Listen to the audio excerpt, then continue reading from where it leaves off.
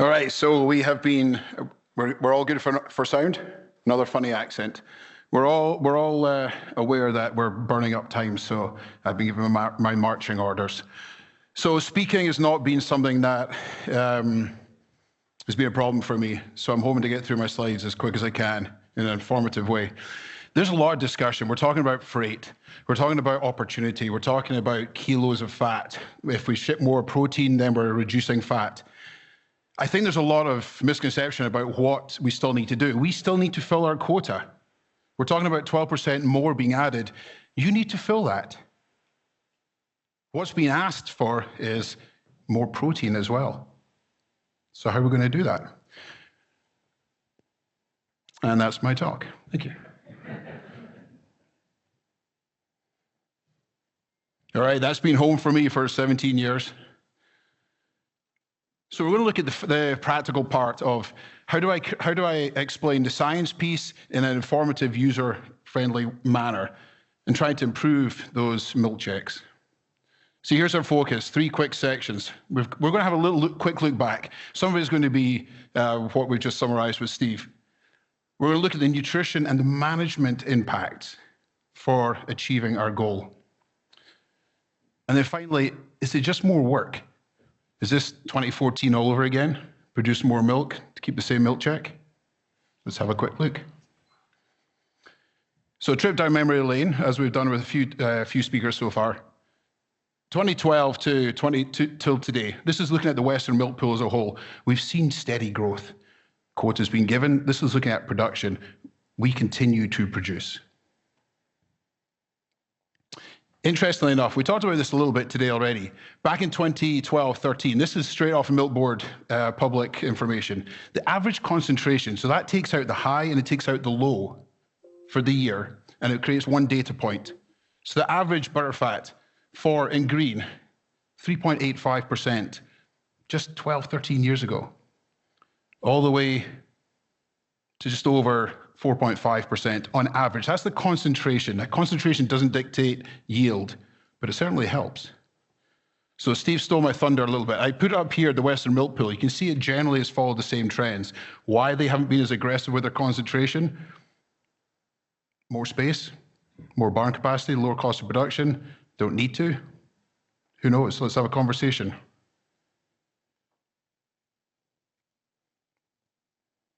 So we talked about this. So who was paying attention before? What happened here? The pricing of butterfat. So we went from approximately 50% to 85%. How do you get a Dutchman to react? Show them how to make some money. So what happened was we went from 50% on fat to 85%. These 15 points in the milk check, they were pretty much statistically wiped out with the cost of freight. So it just became, for the last great number of years, from around about 2017, how cheap can we make a kilo of butterfat? From a nutritionist perspective, life got pretty boring. Who's ever seen the protein curve? So back in 2012, 2013, we're looking at just over 3.3% protein. So what happened in September 1st, 2018? Shake the body. Come on, stay awake with me. Come on. What happened?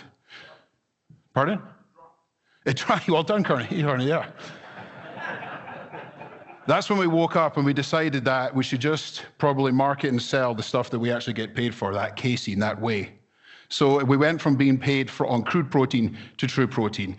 So the percentage on your milk checks, on your statements went from around about 337 down to 318. This was all saleable product, though. Over that time, we have seen a gradual increase in concentration of protein. Back to where we were back in 2012, 2013. Genetics, huge part of it. Feeding strategies, perhaps not. You weren't getting paid for it, so why are we having a conversation about protein for the last 8 years? So our Canadian system, let's not forget, we are restricted by one thing and one thing only, If I give you the biggest pot of money ever, you can go and buy the farm next door. You can go and buy more land. You can buy more cows. You could buy more feed. But it's not worth anything if you don't have quota. You need to buy quota. So we are restricted by fat, and we're incentivized starting April 1 by protein. But who's seen a graph of protein? Will that change in the next 5 years, 10 years? Will we have targets to hit for kilos of protein? Probably. So a quick summary of the past. Fat concentration has increased. Protein concentration has also increased. So ask the question, what's the big problem? Why are we panicking? We've increased fat. We saw we increased protein. This graph sums it up, our protein problem. The green bars show the kilos of production in BC. We're back to BC. We're not looking at Western Milk Pool anymore. But back in this should be 2012, it was taking around almost 27, about 26.5 liters to generate 1 kilo of butterfat. Okay, 26.5 liters. Today, 22.5. Makes sense? So what's missing? We've lost about 4.5 liters of volume for every kilo of fat that the province has produced.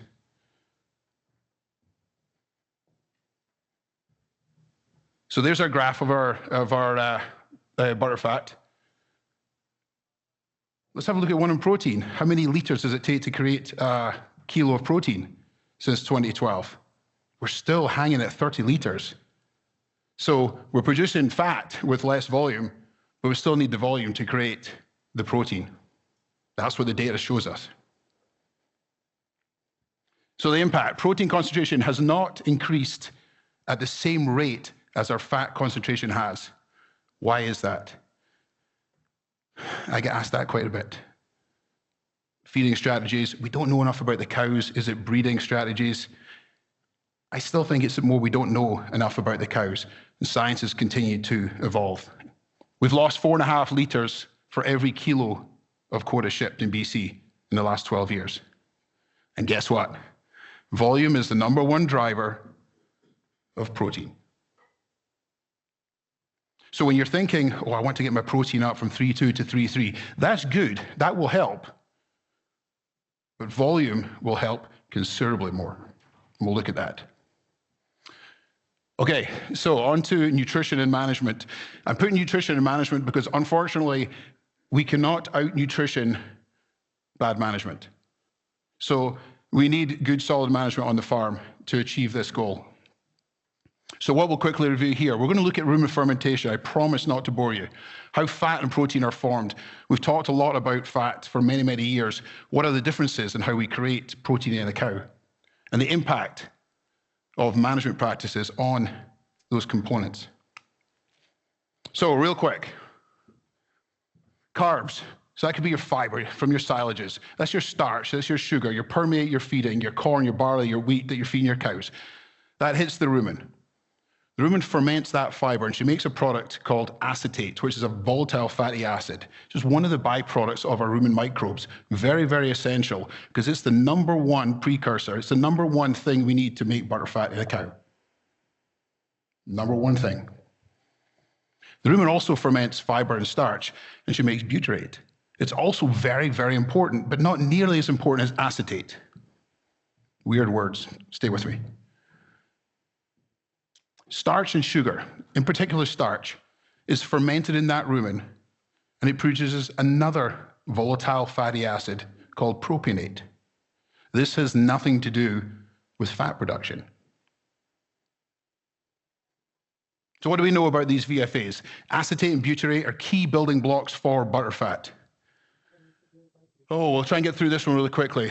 I'm all about a little analogy to simplify something that is unnecessarily complex. Your butterfat, we've heard over the last 10 years about butterfat on in the news reports, butterfat being too hard on the countertop, too soft. We're never happy, but it's changed. So what could have changed? We see butterfat as one thing. So just for a moment, visualize butterfat as a pizza. Think of your favorite pizza. I'm gonna go with a Meteor. So we've got dough, we've got cheese, we've got tomato, we've got bacon, we've got beef, all those other bits on there, okay? That's the same in your block of butter. They're all the different fatty acids. That's your ingredients of a pizza. Fat is not fat. It's made up of many, many different things, different fatty acids. So we need to give the cow the nutrients to make these. So the source, ruminant fermentation is the primary source of these, what we call short chains. 50% of how the cow will make that fat. So she ferments carbohydrates, she makes that acetate and butyrate. The other half comes from fat mobilization in a cow. Have you ever seen the fat components on fresh cows? I am not promoting this. Lisa, do not shoot me. I am not promoting this. But if you see a fresh cow that has mobilized a lot of body fat, her components can be really high, normally for a short time. Then you go and phone Dr. Lisa to come and fix her. The other part is the supplemental fat that we've talked about. We talked about it for the last 10 years. This has been in the feed industry for 20 plus years. Just we've ramped it up and ramped it up. The supplemental palmitic acid, the palm fat as we know it industrially, that's been added more and more and more as we chase more kilos per cow, because for the last 8 years, we've just been paid for fat. So let's just hammer down. As we said before, propionate, that drives your milk volume. So propionate hits the liver, convert to glucose, hits the mammary where it's made into lactose. Okay, nice, I like that. So lactose, we all say, I'm familiar with that, especially if you have somebody who's lactose intolerant. But what is lactose? It's just sugar. Let's not panic. But it's what pulls the water into the mammary. That's the message I want to leave with you on that one. If you increase lactose in a cow, increase the capacity for you to generate more protein yield. So more lactose equals more milk volume, which equals more milk protein potential. So you're saying, okay, well, if there's potential, how do I maximize that potential? Well, we want to feed those rumen bugs, those rumen microbes. That is the true form of protein for the cow. Cows do not take the protein that you feed them, the canola, the soy, the distillers, the pork meal, the blood meal, whatever type grass silage, crude protein. Crude protein is just a measure of nitrogen. That's all it is. Cows don't look at that and go, oh, I like that. I like that crude protein over that crude protein. It's just nitrogen. She eats it, the bugs rip it into spare parts, and she's going to make her own form of protein, which she can utilize to make into components. So what do they need? They need a source of nitrogen. So do we need crude protein? Absolutely. They need that nitrogen. That could be from your well-known canola, soy, distillers. Ammonia in silage, for example, perhaps urea. She needs a lot. These bugs need a lot of energy, fermentable energy. So really good quality grass silage. Our corn silages have got so much better in that last 10 years because we're focusing on the fiber digestibility and not just focusing on the amount of starch that it produces. So the starch that you produce from your corn silage, how well it's processed, but also your corn, your barley, your wheat, whatever that carbohydrate source that you purchase for the energy. So in short, nitrogen plus energy, she can produce almost 60% of her own protein. The other 40 to 50%? Bypass, undegradable. We hear these words in the industry. What does it mean? It's a portion of the protein in different feedstuffs that just passes through. The bugs don't touch it. The rumen microbes are not impacted by it, but the rumen microbe population plus that rumen undegradable protein makes our pot of metabolizable protein. Carry on. That protein reaches the intestines where it's digested into amino acids. Stay with me. Those amino acids are the building blocks of protein. So no longer are we going to be talking about crude protein as we were back in 2010, 2012. We're breaking that down into amino acids. We talked about fatty acids for fat. We're talking about amino acids for protein. Lots of different examples of these graphics. So if this was your pot of protein we're trying to build for a cow, there's many amino acids that the cow requires. All we're going to highlight here, nutritionally speaking, is there is always a couple that come up as most deficient in dairy nutrition. So if we're trying to make more protein up to this level here, we're only as good as our most limiting amino acid. In this case, this example, LYS, that's lysine. That's our most limiting amino acid, then methionine. Interestingly enough, lysine drives volume. It drives the volume. Methionine drives components. So talking with your consultant, should we explore specific amino acids? Everything should be on the table. A little bit onto the management side. Cow comfort, they need to be lying down.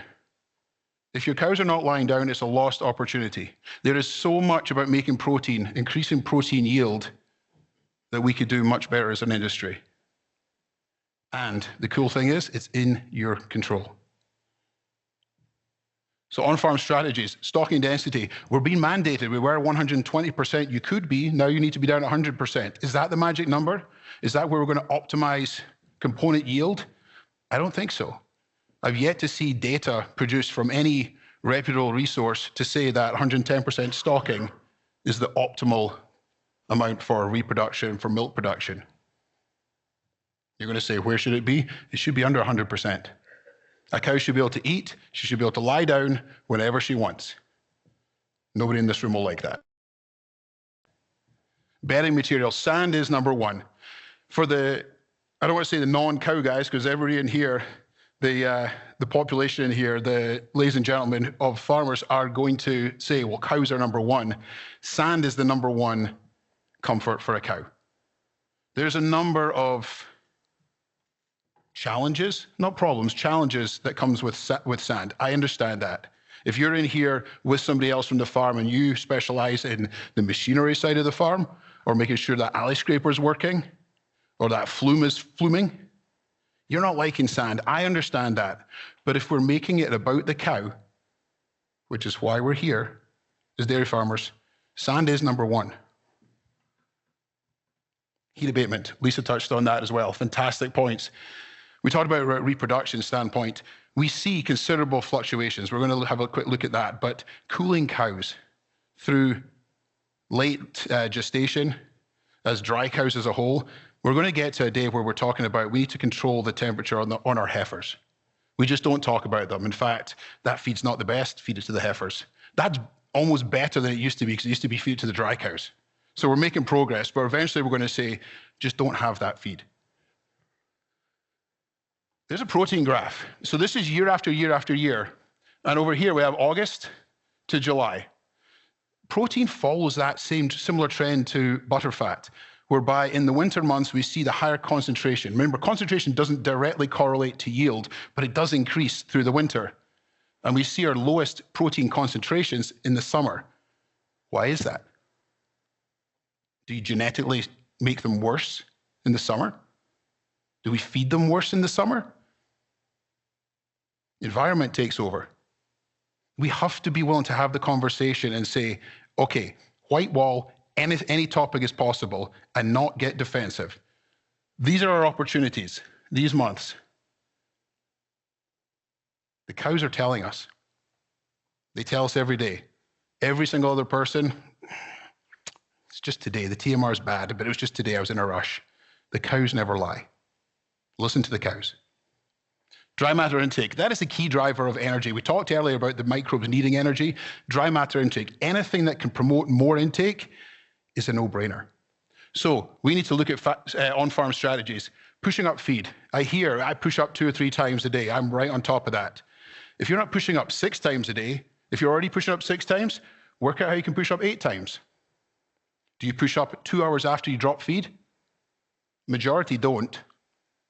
Data will say you should.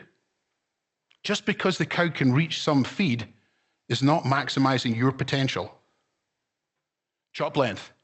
When we want more components, we want more fat, what do? We back off the mixer. Longer hay, coarser hay. They chew more. That's great. She's going to chew away. What does she do? She takes longer to eat her TMR. So dry matter intake goes down. We want it optimized. Challenge your consultant to say, is my TMR sufficient? Show me numerically. There's ways we can do that for you. Stocking density, we talked about that. Water availability, very old barns. If you go away tonight, maybe tomorrow morning, do this. Calculate how many linear feet you have of water in your barn. Very, very few in this room will have 3 inches or more. That's where we need to get to. We're asking the cows to produce a product which is 87% water, and yet all too often we restrict this essential nutrient. Those big concrete pits that we call water trough, that there's no way of emptying them. The Great Barrier Reef grows through them. We all know those ones. They need to be gone. Does that take a little bit of investment, a little bit of labor? Absolutely. But these are opportunities, and these things are in your control. I had a quick one on the water. For a 300 kilo cow, so let's just say 1.5 kilos, because I'm going to use that as an example later, a little bit less in your farm, Steve. You got 200 cows, you're going to look for about 50 feet of water to be at 3 inches. 50 feet.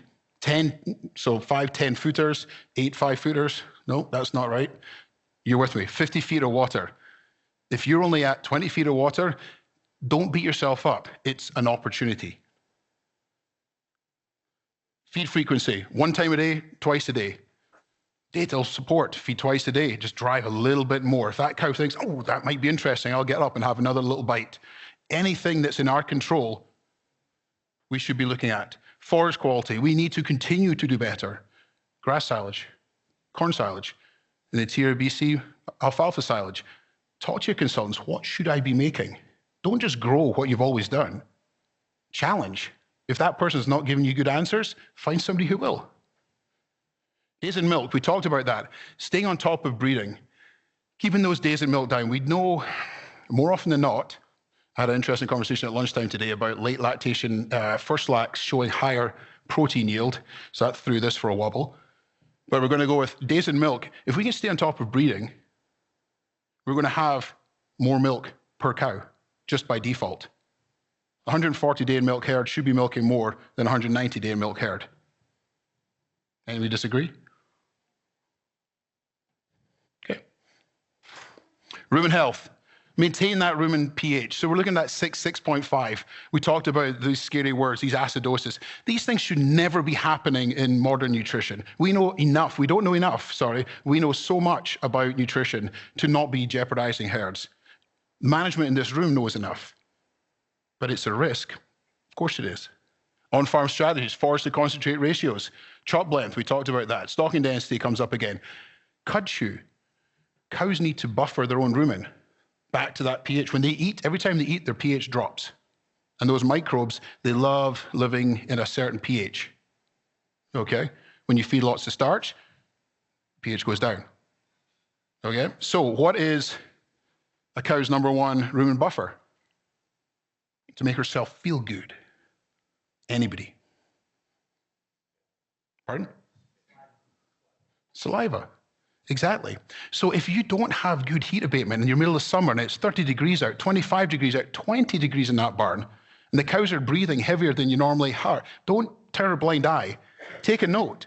I need to talk to my sister. I need to talk to my brother. I need to talk to my mom, my dad. We need to look at this. There's an opportunity for us right now.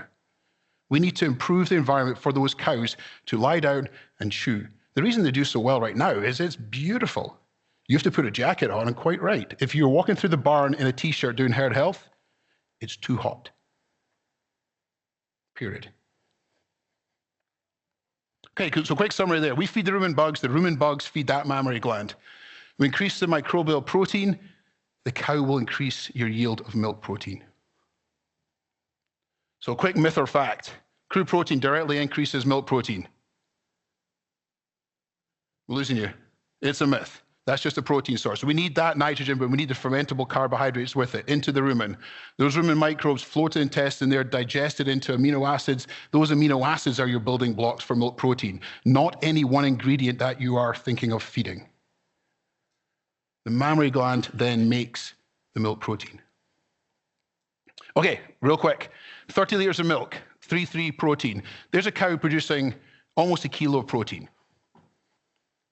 Farm number 2, 40 liters of milk.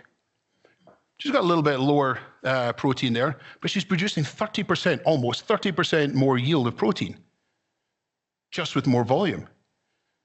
Farm B could be as low as 2.5% protein and still be producing the same yield per cow.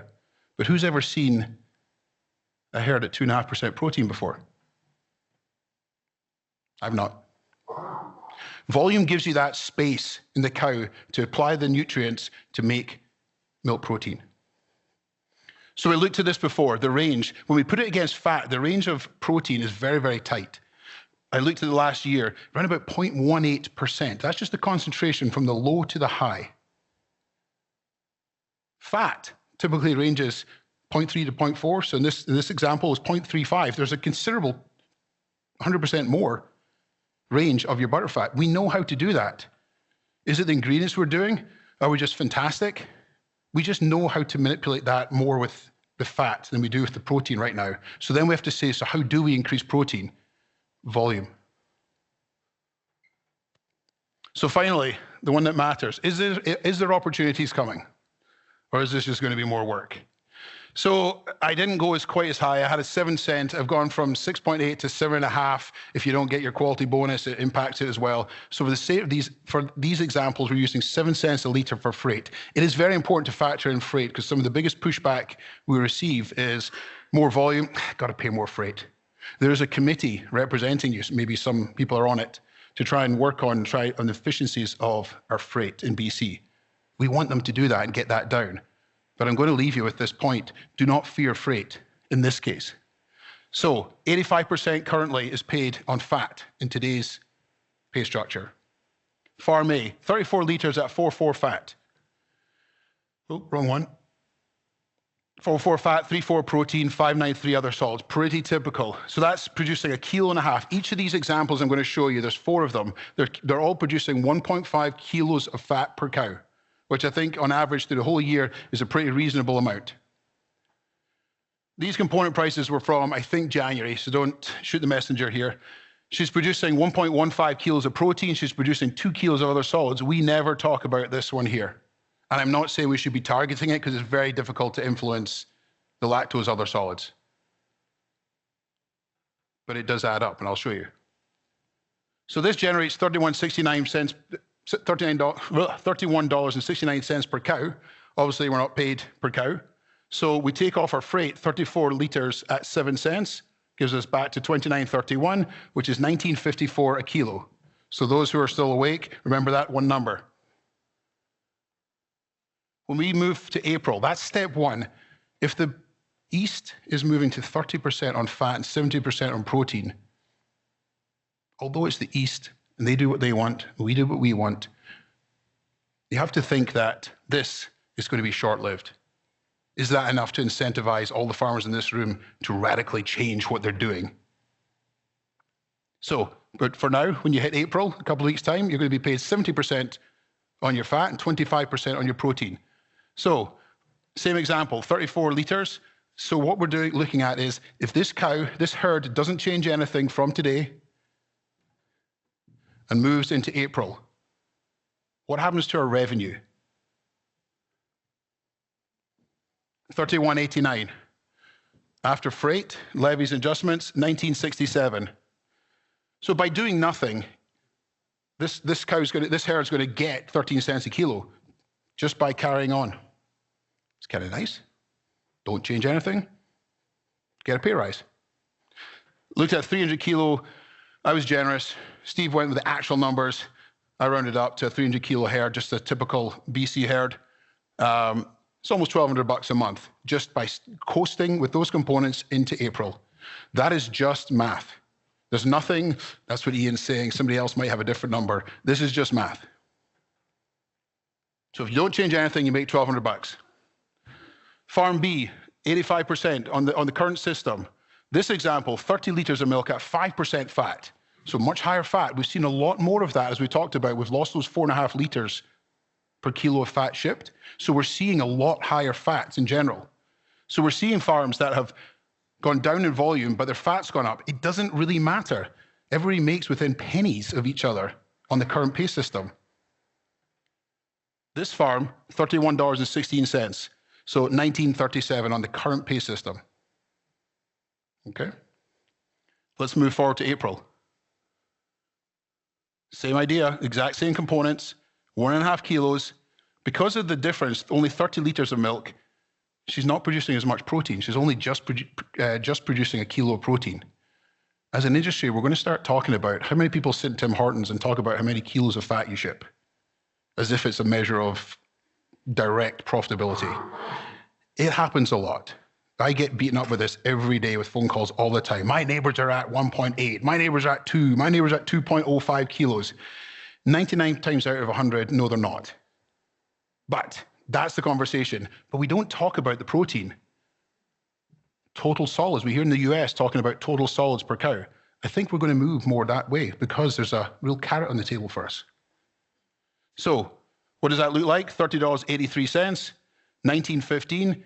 If that herd at 5% at 30 litres coasts into April, which they're absolutely fine to do, but they have to be okay that they're going to lose 22 cents a kilo or a couple of grand off their revenue.